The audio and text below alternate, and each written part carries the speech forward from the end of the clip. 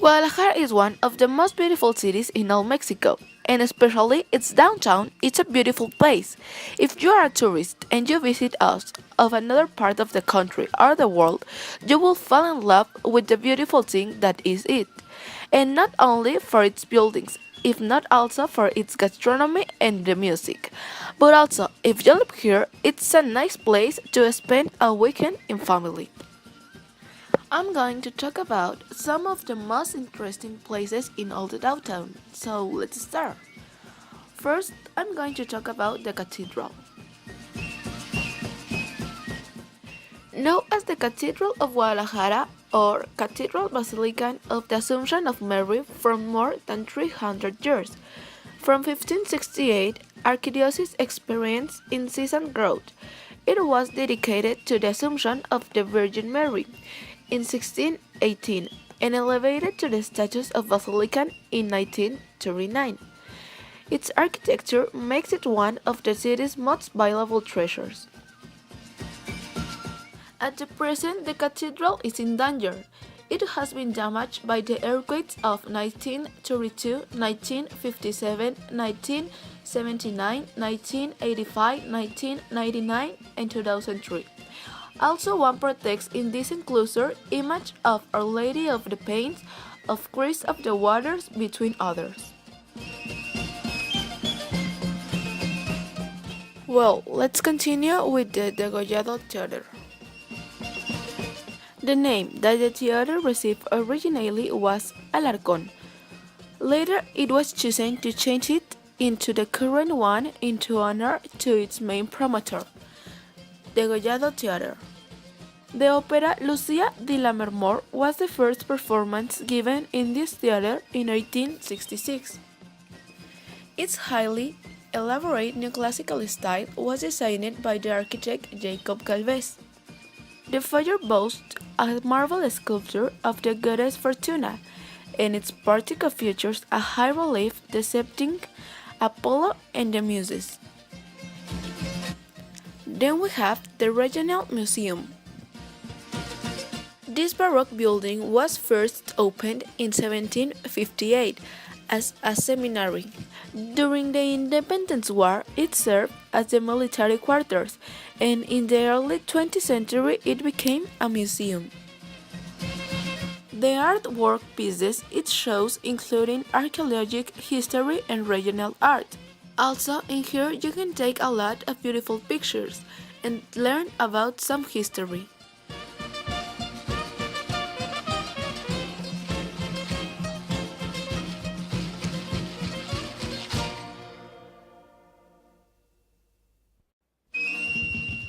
The museum's most impressive display is the famous mammoth of Catarina, which was discovered on Sunday 18 of February of 1962.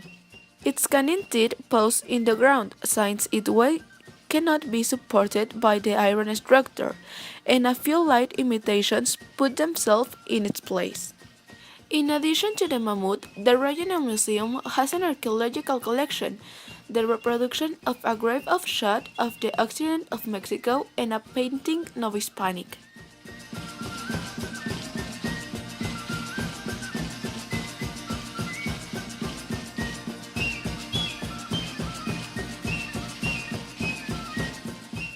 If you rise at the second level, you will be able to find many lounges with different types of paintings, like this one.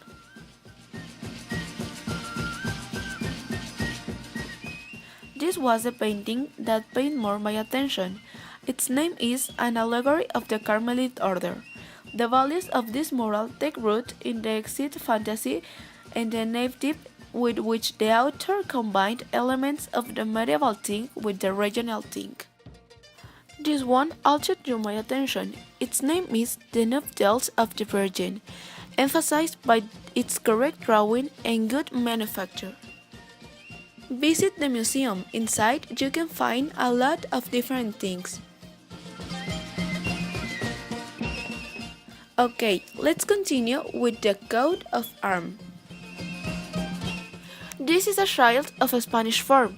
This shield symbolized the nobility and the dominion of the city, virtues that the Spanish crown recognized in the works and danger that the neighbors of the city had spent in the conquest of her population.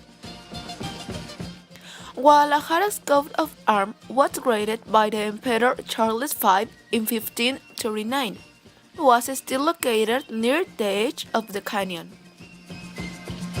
Then we have the Fountain of the Inmolación of Quetzalcoatl, one of the world's highest fountains. Its main sculpture spirals 25 upwards and is surrounded by 6-meter high figures hand-forged in bronze. It was created by sculptor Victor Manuel Contreras to depict the moment when Quetzalcoatl rose towards the sun to ignite it and provide light to humanity. Next, we have the Government Palace. The Palace of Government in Guadalajara was finished in 1774, and it's famous because it was here where the father Miguel Hidalgo abolished the slavery in Mexico on November 26 of 1810, and Benito Juárez when it moved the head office of the federal government to Guadalajara, and that in this place was almost murdered in 1858.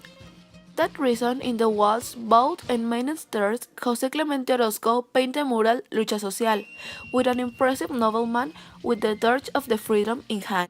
This miscellany of grey mortise and carbonisate is one of the most terrible images created by Orozco, the apocalyptic one. In a combat scene, it is the soul of the battle. Then we have the beautiful cabañas. In 1796, the Bishop Juan Cruz Ruiz of Just and Curl came to the capital of New Galicia with the idea of building a hostel for orphan, aged, and helpless children. After 14 years, in 1810, it opened its doors, the House of Charity and Compassion, as it was named in the beginning. There were many children there, and their age ranged from 0 months to 18 years. In 1857, the building happened to be property of the nation.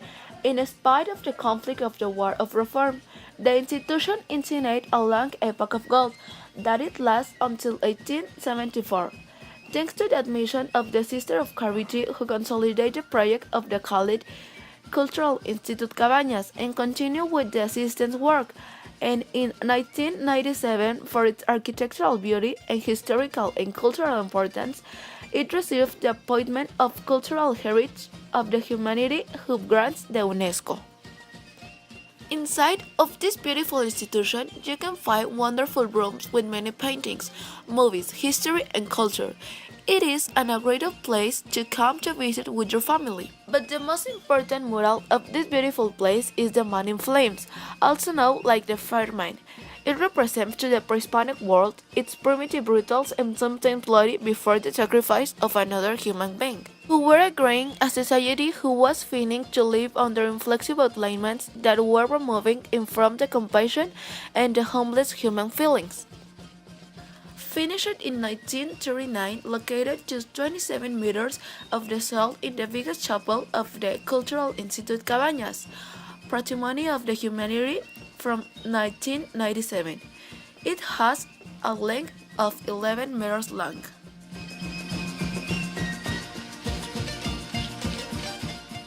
The Rotunda of Jaliscienses Ilustres is a monument tapatio located in the heart of the downtown of Guadalajara, just next to the cathedral. The place also is characterized to have 22 statues of the most famous characters of the history of Jalisco, those that excelled in the arts, literature, science, and social fight. Rotunda was constructed in the year 1951, and in the beginning it was known as the Rotunda of the Illustrious Men, but it then changed to the one that we know at the present thanks to the fact that two women were agreed to the Rotunda, Irene Robledo, educator and humanist, and Rita Perez, sister of the independence.